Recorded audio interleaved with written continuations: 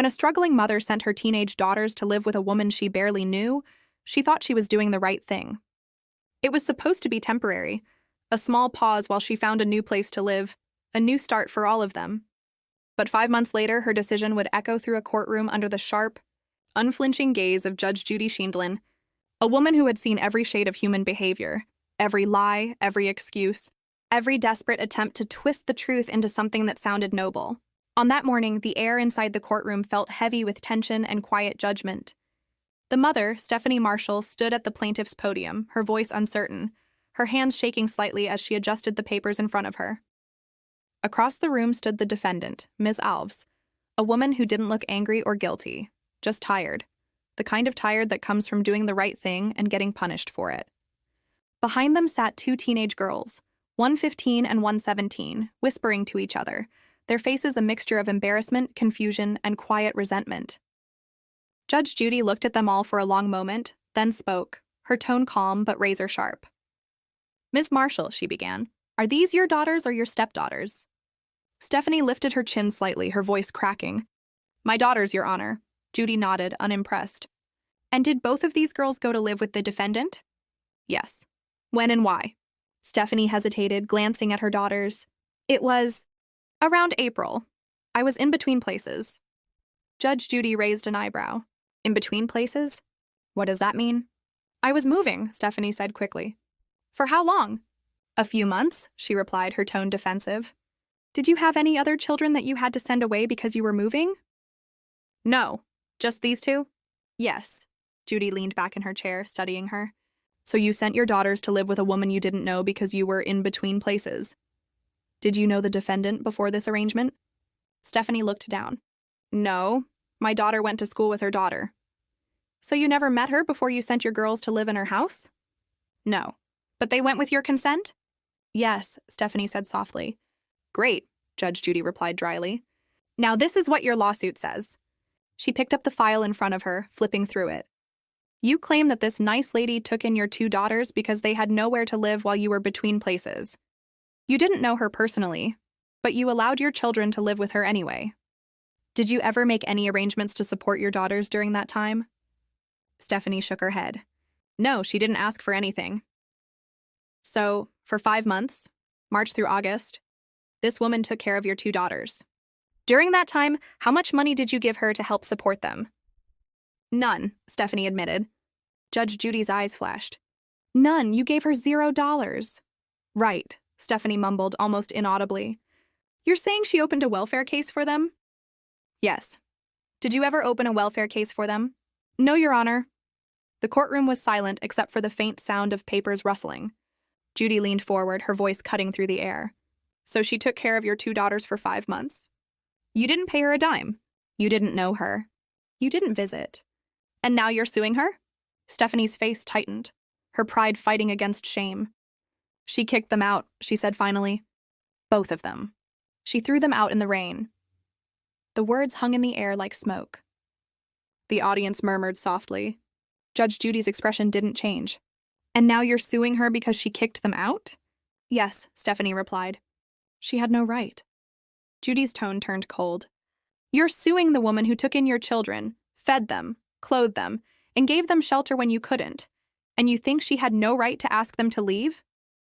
Stephanie didn't answer. Judge Judy turned her gaze to the defendant. "Ms. Alves, tell me what happened." Ms. Alves took a deep breath, steady and calm. "Your Honor, I took them in because their mother said she had nowhere else to go. I didn't ask for money. I bought them food, gave them a place to sleep, helped them with school. I received $204 in food stamps during that time, and that was all. I never got anything else from anyone. But then things started changing. One of the girls, Mariah, started seeing a boy. She got pregnant while living in my house. The boy would sneak in, there were arguments, disrespect. I tried to set boundaries, but she wouldn't listen. I told her she couldn't keep bringing him around. Then one night, after another fight, she packed her things and left." Judge Judy nodded slowly, her eyes moving between the mother and the daughters. "So you're saying you took care of these girls, one of them got pregnant, there were problems with a boyfriend, and eventually you told her she couldn't stay?" "Yes," Ms. Alva said firmly. "I didn't throw her out. She chose to leave." Stephanie shook her head angrily. "She's lying." My daughter was pregnant and she threw her out in the rain? She left on her own, Ms. Alves repeated. I told her she could stay if she followed the rules, but she refused. The tension in the room was thick. Judge Judy turned back to the mother. Ms. Marshall, let me get this straight. You allowed your underage daughters to live with a stranger because you were moving. Didn't give her a penny to help, and now you're suing her because one of them got pregnant and left? Yes, Stephanie said, her voice rising. She had no right to put my daughter out when she was about to give birth.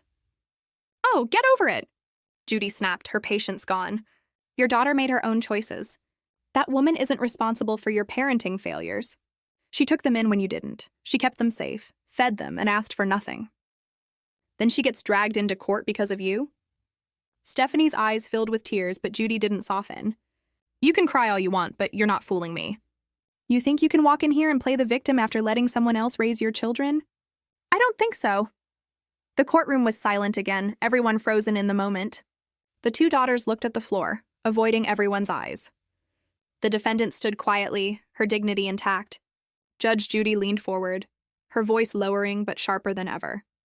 Let me tell you something, Ms. Marshall. This is a perfect example of what happens when people confuse kindness with obligation. No one forced this woman to help you. She opened her home because she has a heart. And what did she get in return? Accusations. A lawsuit? Humiliation? You want money from her? For what? For taking care of your children when you couldn't? Stephanie whispered something under her breath. Speak up, Judge Judy said. What did you say? I just wanted her to treat them better. Treat them better? Judy repeated incredulously. She treated them better than you did. You left them with a stranger. You didn't even know her first name until the day they moved in. Stephanie's lawyer tried to interject, but Judy cut him off with a wave of her hand. Don't. Just don't. I don't need to hear any more nonsense. She turned to the defendant one last time. You have nothing to worry about. Case dismissed. You did the right thing. Then she looked back at the mother, her voice calm but final. Ms. Marshall, take a long look at your daughters. The next time you think about blaming someone else for your mistakes, remember this moment. Because this court won't save you from your own bad decisions. The gavel came down hard. Case dismissed. The courtroom erupted in whispers as everyone stood to leave. The cameras followed the parties out. Stephanie avoided eye contact with the woman who had once sheltered her daughters. Ms. Alves didn't say a word. She simply walked out, shoulders squared, silent but proud. Judge Judy watched them go, shaking her head slightly, muttering to herself. No good deed goes unpunished. Outside the courtroom, the daughters stood quietly beside their mother. Mariah held her stomach gently, the weight of her choices heavy in her eyes. The rain had started again outside, soft but steady, and for a long time, no one said anything. Then, almost to herself, Stephanie whispered, I just wanted to be a good mom. Her stepmother, who had come to support her, sighed. Good moms don't disappear when things get hard, Stephanie. They fight. You stopped fighting. In the distance, Ms. Alves stepped into her car, wiping away a single tear she refused to let fall. Inside, she replayed Judge Judy's words, both comforting and cruel. She had done the right thing, she knew that. But doing the right thing doesn't always feel good. Sometimes it just feels lonely. And as the rain drummed softly against the windshield, she realized that even though she had been dragged into court, accused and humiliated, she would do it all over again if it meant those girls had a home, even for a little while. Because deep down, that's what real kindness is. It doesn't need thanks.